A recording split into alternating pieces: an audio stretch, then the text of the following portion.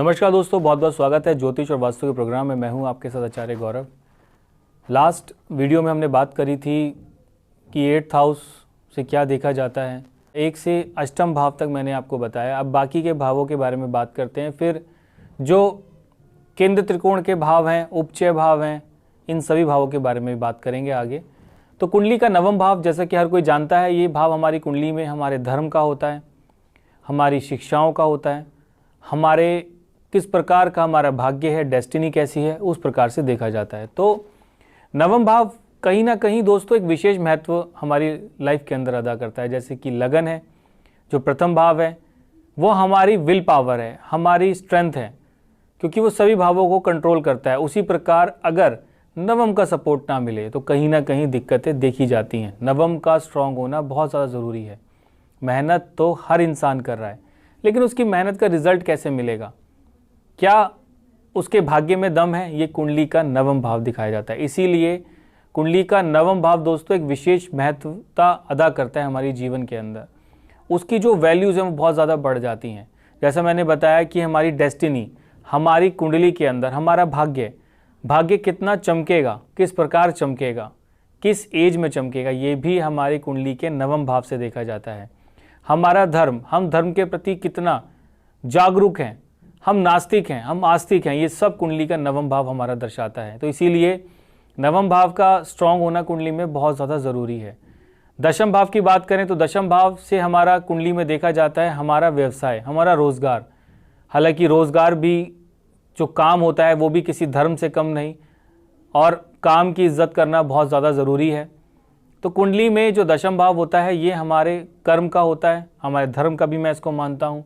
और कहीं ना कहीं हमारा व्यवसाय, हम नौकरी करेंगे, हम बिजनेस करेंगे, हमारा जो बिजनेस है या नौकरी है वो कैसी चलेगी। कई बार आप देखते हो कुछ लोग नौकरी करते हैं लेकिन उसके अंदर भी कम मेहनत करते हैं लेकिन काफ़ी अच्छी तरक्की उनको मिलती है, और कई लोग बहुत मेहनत करते हैं उसके बाद भी उनको प्रमोशन नहीं मिल पाता, तरक्की नहीं मिल पाती। तो बहुत ज़्यादा जो दिक्कतें हैं वो कहीं ना कहीं उनको फेस करने को मिलती है। तो इसी प्रकार जो दशम भाव है उसका कुंडली में स्ट्रांग होना बहुत ज़रूरी है। और एक चीज़ और दोस्तों, पिता का स्वास्थ्य, पिता की तरक्की, ये कहीं ना कहीं कुंडली के अंदर हमारे दशम भाव से देखी जाती हैं, क्योंकि दशम भाव एक बहुत ही अहम रोल अदा करता है हमारी लाइफ के अंदर। और कहीं ना कहीं हमारे व्यवसाय की जो तरक्की है, कई बार लोगों की लाइफ में बिजनेस के योग बनते हैं लेकिन वो जॉब कर रहे होते हैं। तो सारा प्रॉफिट किसको मिलता है? जिसके लिए वो काम कर रहे हैं, अपने मालिक के लिए, उसको ग्रोथ मिल जाती है। कई बार देखा जाता है कि इंसान की कुंडली के अंदर नौकरी के योग हैं लेकिन वो बिजनेस में हाथ चला रहा है, और बिजनेस के अंदर वो निरंतर एक बिजनेस खोलता है फिर बंद हो जाता है, दूसरा खोलता है फिर बंद हो जाता है, लेकिन वो मेहनत पूरी करता है लेकिन कहीं भी उसको सफलता नहीं मिलती, क्योंकि उसकी कुंडली में बिजनेस से ज़्यादा नौकरी के चांसेस थे। तो इसी प्रकार दोस्तों दशम भाव की प्रेडिक्शन करना भी बहुत ज़्यादा ज़रूरी होता है। अब बात करते हैं 11वें भाव की। तो 11वां भाव क्या होता है? 11वां भाव होता है हमारी लंबी यात्राओं का, 7 समंदर पार की यात्राएं।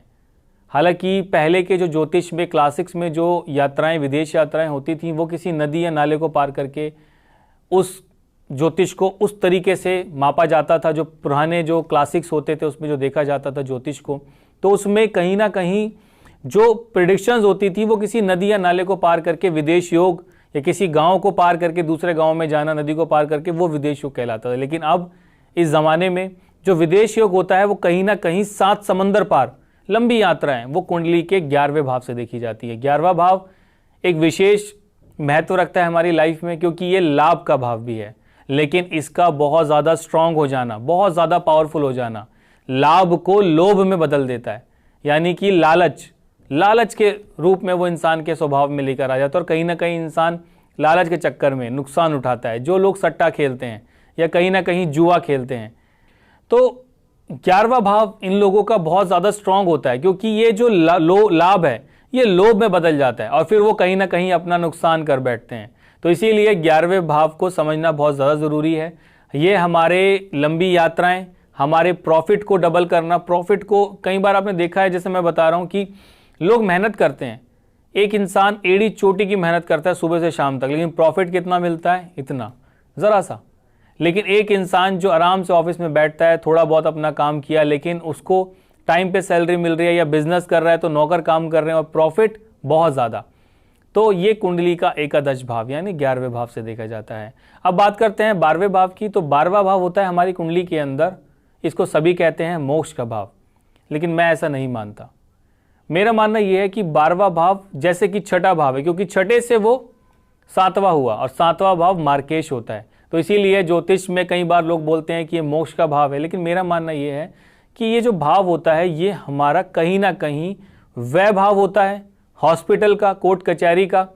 और मोक्ष का अगर मैं बोलूं तो इंसान जिनके भाव 12वां भाव पीड़ित होता है तो उनकी ज़िंदगी में कहीं ना कहीं बहुत ज़्यादा बहुत संघर्ष पैदा हो जाते हैं। एक चीज़ को बनाने के लिए बहुत मेहनत करनी पड़ती है और अंत में ये कहा जाता है कि वो अपने मोक्ष की ओर बढ़ रहा है। लेकिन मेरा मानना यह है कि वो अपनी ज़िंदगी में अपने सारे कर्मों से मुक्त हो जाता है, अपने सारे पापों को भोग लेता है। तो इसीलिए 12वां भाव कुंडली में मोक्ष का है, 12वां भाव कुंडली के अंदर हमारे जो व्यय भाव है, हॉस्पिटल का है, कोर्ट कचहरी का है, इन भावों से देखा जाता है। तो दोस्तों मैं उम्मीद करता हूं कि आपको अभी इन वीडियोस के माध्यम से आपको 12 भावों के बारे में पता चल गया।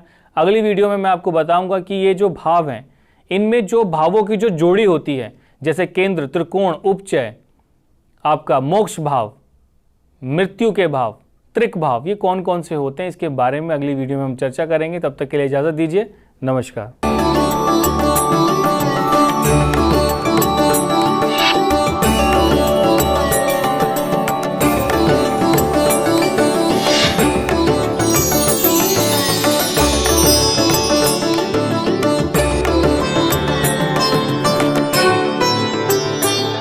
आप हमारे संत वाणी चैनल को सब्सक्राइब करें, वीडियो को लाइक करें, शेयर करें और हाँ, बेल आइकन पर क्लिक करना बिल्कुल ना भूलें, ताकि हमारी किसी भी वीडियो की सूचना सबसे पहले आपको मिले।